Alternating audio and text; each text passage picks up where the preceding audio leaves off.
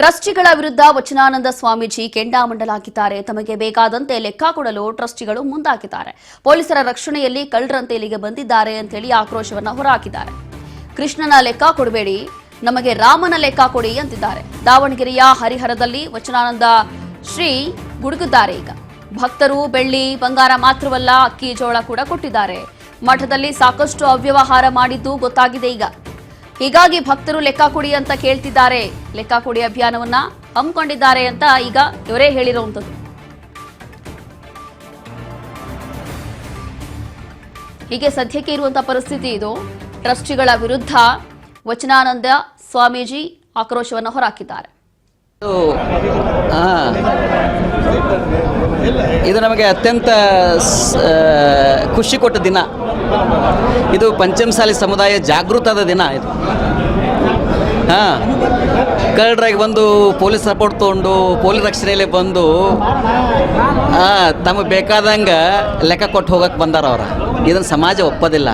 ಅದಕ್ಕೆ ಹೋರಾಟ ಸಮಿತಿ ಅಧ್ಯಕ್ಷರಿರುವಂತಹ ನಮ್ಮ ಪರಮೇಶ್ ಗೌಡ್ರು ಹೊಳಸಿರಿಗೇರಿಯವರು, ನಮ್ಮ ಅಡ್ಮಿನಿಸ್ಟ್ರೇಟ್ರು ಮತ್ತು ನಮ್ಮ ಸಮಾಜದ ಎಲ್ಲ ಹಿರಿಯರು ಲೆಕ್ಕ ಕೊಡಬೇಕಾದ್ರೆ ಇದು ಆಡಿಟ್ ಮಾಡಿ ಕೃಷ್ಣನ ಲೆಕ್ಕ ಕೊಡೋದಲ್ಲ, ರಾಮನ ಲೆಕ್ಕ ಬೇಕಾಗಿದೆ.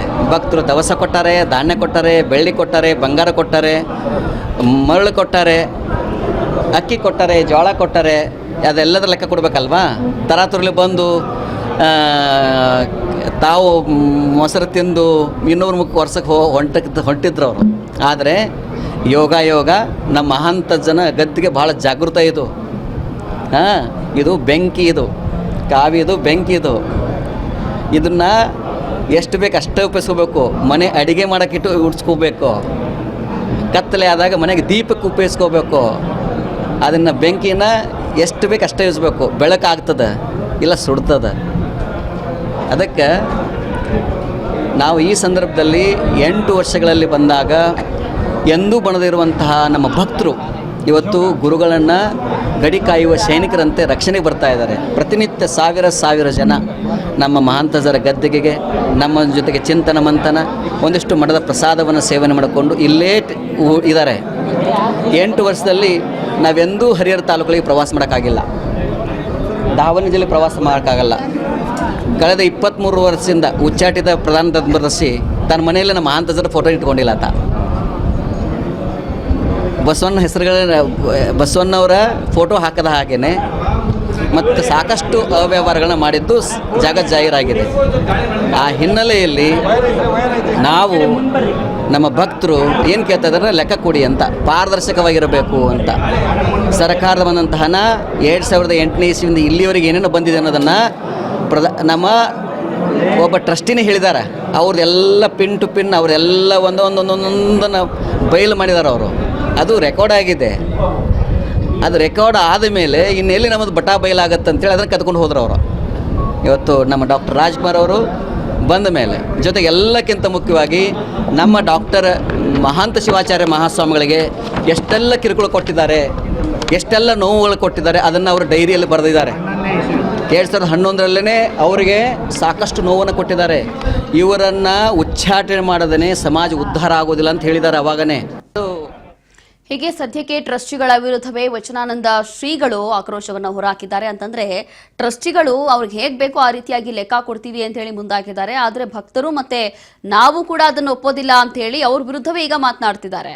ಹಾಗಾಗಿ ಇಲ್ಲಿ ಟ್ರಸ್ಟಿಗಳ ವಿರುದ್ಧ ಮಾತನಾಡ್ತಾ ಇರುವಂತಹ ಶ್ರೀಗಳು ಇಲ್ಲಿ ಭಕ್ತರೇ ಅವ್ರ ವಿರುದ್ಧ ಮಾತನಾಡ್ತಿದ್ದಾರೆ. ಅದಕ್ಕೇನು ಉತ್ತರ ಕೊಡ್ತಾರೋ ಗೊತ್ತಿಲ್ಲ. ಸದ್ಯಕ್ಕೆ ಇದರ ಸತ್ಯಾಂಶ ಏನು ಅಂತ ಹೇಳಿ ಗೊತ್ತಿಲ್ಲ. ಆದ್ರೆ ಲೆಕ್ಕ ಮಾತ್ರ ಕರೆಕ್ಟ್ ಆಗಿರ್ಬೇಕು ಅಂತ ಹೇಳಿ ಭಕ್ತರು ಕೇಳ್ತಾ ಇರುವಂತದ್ದು. ಕಾರಣ ಏನು ಅಂತಂದ್ರೆ ಈಗಾಗಲೇ ವಚನಾನಂದ ಸ್ವಾಮೀಜಿ ಹೇಳೋ ಹಾಗೆ ಭಕ್ತರು ಬಹಳಷ್ಟು ಕೊಟ್ಟಿದ್ದಾರೆ. ಇಲ್ಲಿ ಈ ಒಂದು ಮಠಕ್ಕೆ ಕೃಷ್ಣನ ಲೆಕ್ಕ ಕೊಡಬೇಡಿ, ನಿಮಗೆ ಮನಸ್ಸಿಗೆ ಬರೋ ಹಾಗೆ ಲೆಕ್ಕ ಕೊಡ್ತಾ ಇದ್ದೀರಾ, ಇದೆಲ್ಲವೂ ಸರಿಯಲ್ಲ. ಇದು ಮೊದಲನೇದಾಗಿ ಇಷ್ಟು ವರ್ಷ ಭಕ್ತರೇನೆಲ್ಲ ಮಾಡಿದಾರಲ್ಲ, ಅದಕ್ಕೆ ಸರಿಯಾದಂಥ ಲೆಕ್ಕವನ್ನ ತೋರಿಸಬೇಕು ಅಂತ ಹೇಳಿ ವಚನಾನಂದ ಶ್ರೀಗಳು ಹೇಳಿದ್ದಾರೆ. ಮತ್ತಷ್ಟು ಮಾಹಿತಿಯನ್ನ ಕೊಡ್ತಾರೆ ನಮ್ಮ ಪ್ರತಿನಿಧಿ ರಾಮ್ ಪ್ರಸಾದ್. ಈಗ ದಾವಣಗೆರೆಯಲ್ಲಿ ಅಂತಂದ್ರೆ ಈ ಒಂದು ಪಂಚಮಸಾಲಿ ಮಠದ ಮುಂಭಾಗದಲ್ಲಿರುವಂತಹ ಪರಿಸ್ಥಿತಿ ನೋಡ್ರೆ ಒಂದು ಕ್ಷಣ ಭಯ ಆಗ್ತಾ ಇದೆ. ಅಂತಂದ್ರೆ ಯಾವ ಸ್ವರೂಪವನ್ನ ಪಡಿಬಹುದು ಅಂತ ಹೇಳಿ, ಇನ್ನ ಇವ್ರು ಕೊಟ್ಟಿರುವಂತಹ ಒಂದು ಹೇಳಿಕೆ ಇದೆಲ್ಲವೂ ಕೂಡ ಯಾವ ಮಟ್ಟಕ್ಕೆ ಹೋಗ್ಬೋದು, ಏನಾಗ್ಬೋದು ಅಂತ. ರೋಶಿನಿ, ಏನು ದಾವಣಗೆರೆ ಜಿಲ್ಲೆ ಹರಿಹರ ತಾಲೂಕಿನಲ್ಲಿರುವಂತಹ ಪಂಚಮಸಾಲಿ ಮಠದ ಆವರಣದಲ್ಲಿ ಎರಡು ಬಣಗಳ ಸೃಷ್ಟಿ ಆಗಿದ್ವಿ ಅಂತಾನೆ ಹೇಳ್ಬೋದು. ಏನಂದ್ರೆ ಸ್ವಾಮೀಜಿ ಪರವಾಗಿ ಒಂದು ಬಣ ಸೃಷ್ಟಿ ಆದ್ರೆ ಇನ್ನೊಂದು ಪರವಾಗಿ ಸ್ವಾಮೀಜಿ ವಿರುದ್ಧವಾಗಿ ಒಂದು ಬಣ ಸೃಷ್ಟಿ. ವೇದಿಕೆಯಲ್ಲೇ ಏನು ಮುಖಂಡರಾಗಿರುವಂತಹ ಎಚ್ ನಾಗರಾಜ್ ಅವರು ವೇದಿಕೆ ಭಾಷಣದಲ್ಲೇ ವೇದಿಕೆ ಕಾರ್ಯಕ್ರಮ ಮುಗಿದ ನಂತರ ಸ್ವಾಮೀಜಿ ಅವ್ರನ್ನ ನಾವು ಗೌರವಿತವಾಗಿ ಕಳಿಸ್ಕೊಡೋಣ ಎಂಬ ಮಾತನ್ನ ಹೇಳಿದ್ರೆ, ಈತ ಸ್ವಾಮೀಜಿ ಪರವಾದ ಏನು ಬೆಂಬಲಿಗರು ಅದ್ ಯಾವ ರೀತಿ ಸ್ವಾಮೀಜಿ ಅವರನ್ನ ನೀವು ಮುಟ್ತೀರಾ ಅನ್ನೋ ಒಂದು ಹೇಳಿಕೆಯನ್ನ ಕೊಟ್ಟಿರುವಂತದ್ದು. ಇದೆಲ್ಲದರ ನಡುವೆ ಇವತ್ತು ಏನಾಗುತ್ತೋ ಅನ್ನೋದು ಕಾದ್ ನೋಡ್ಬೇಕಾಗಿದೆ ರೋಹಿಣಿ. ಏನಂದ್ರೆ ಒಂದು ಬಣ ಏನು ಸ್ವಾಮೀಜಿ ಪರವಾಗಿ ಏನು ಘೋಷಣೆಗಳನ್ನ ಕೂಗ್ತಾ ಇದ್ದಾರೆ, ಸುಳ್ಳು ಲೆಕ್ಕ ಕೊಡ್ತಾ ಇದ್ದಾರೆ. ಸುಳ್ಳು ಲೆಕ್ಕ ಕೊಡಬೇಡಿ, ನಿಜವಾದ ಲೆಕ್ಕವನ್ನ ಕೊಡ್ತೀರಿ ಅನ್ನೋ ಮೂಲಕ ಆಕ್ರೋಶನ ಹೊರ ಹಾಕಿದ್ರೆ, ಇನ್ನೊಂದು ಏನಂದ್ರೆ BC ಉಮಾಪತಿ ಅವರು ಪ್ರಧಾನ ಏನು ಧರ್ಮದರ್ಶಿ ಇದ್ದಾರೆ. ಅವರು ಈಗಾಗಲೇ ನಾವು 2008ರಿಂದ ಲೆಕ್ಕವನ್ನ ಕೊಡ್ತಾ ಇದ್ದೀವಿ. ಲೆಕ್ಕ ನಾವು ಸರಿಯಾದ ಕ್ರಮದಲ್ಲಿ ಕೊಡ್ತಾ ಇದ್ದೀವಿ. ಸರ್ಕಾರಕ್ಕೆ ನಾವು ಪ್ರತಿ ವರ್ಷ ಆಡಿಟ್ ರೂಪದಲ್ಲಿ ಲೆಕ್ಕವನ್ನ ಕೊಡ್ತಾ ಇದ್ವಿ.